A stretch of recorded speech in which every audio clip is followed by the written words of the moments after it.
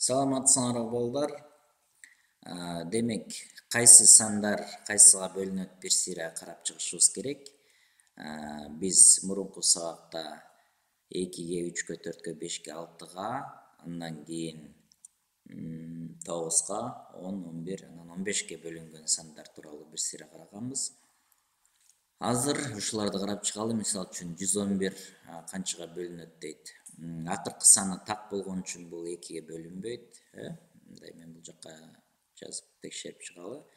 2, 3, 4, 5, 6, 9, 10, 11, 15 ушуларды текшеришибиз керек.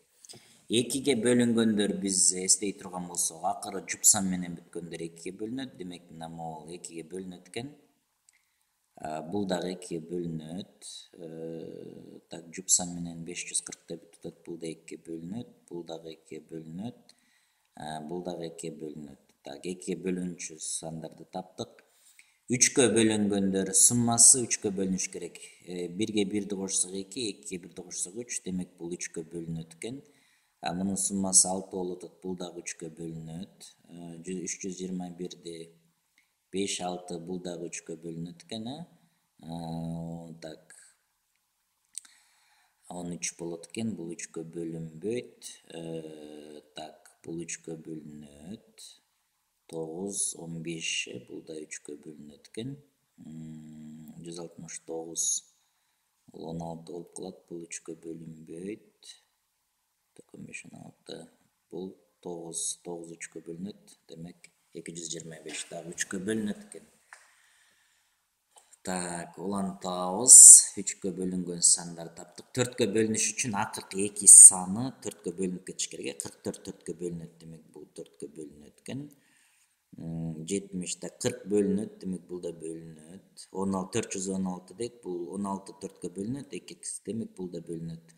Болду, калганы бөлүнбөйт экен. Бунукун таптык. 5-ке бөлүнгөндөр сандарды табалы. 5-ке бөлүнүш үчүн акыркы саны 5 же 0 болуш керек. 625 бөлүнөт. 540 5-ке бөлүнөт. 870 5-ке бөлүнөт. Ошондо 8-ге 7-ни кошсок 15 болот. 15 3-кө да бөлүнөт, Аны эстен чыгарып кетпиз. 169, так, бул бөлүнбөйт. Анан могул бөлүнөт. Демек, 3-кө 5-ке бөлүнсө, ал сөзсүз канчага бөлүнмөк? 15-ке бөлүнөт, Демек, бул дагы 15-ке бөлүнөт экен. 3 5-тер бар болсо, 6-га бөлүнүш үчүн 2-ге 3-кө бөлүнсө 6-га бөлүнөт. 2-ге 3-кө бөлүнөт экен, бул 6-га бөлүнөт. 2 3-кө бөлүнөт, демек бул дагы 6-га бөлүнөт. Болду. Муну да таптык. 9-га бөлүнүш үчүн суммасы 18 болуш керек. То есть суммасы 9-га бөлүнүш керек, суммасы 18 болобу, 9 болобу, 27 болобу. Так, ошондо бул так 10 11 бул дагы болбой калды. 9 бул бөлүнөт экен. 9-га бөлүнөт. Так, 6 12 бул да 9 болду. Бул дагы бөлүнөт экен 9-га.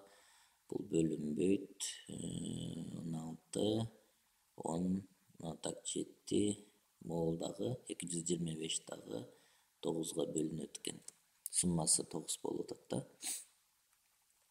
10-го бөлүнүш үчүн акыркы саны эмне болуш керек? 0 менен бүтүш керек. Ошондо 540 жана 870 бул 10-го бөлүнөт, бул дагы 10-го бөлүнөт экен. Таптык. 11-ге бөлүнүш үчүн 2 четинин суммасы ортоңкуну бериш керек.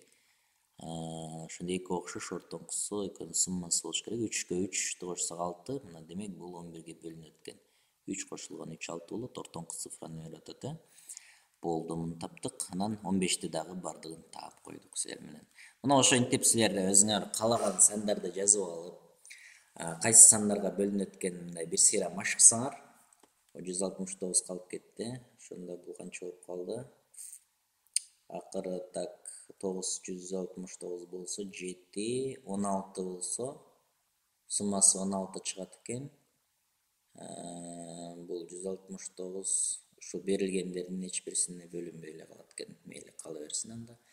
Демек, ушундай кичине көбүрөөк машыксаңар балдар эсептер мененчи, ар кандай цифраларды жана эсептерде берилгендер кайсыга бөлүнөт экен аябай мындай кененирээк изилдеп көбүрөөк 1 күн 2 күн убактыңарды берсеңер жакшы өздөштүрүп аласыңар. Анан сандарды кыскартууга келгенде аябай шуулдатып кыскарта баштайсыңар, билип каласыңар да демек канчага кыскарат экен, ушуга бөлүнүп атса демек ушуга кыскарат деген сөз да.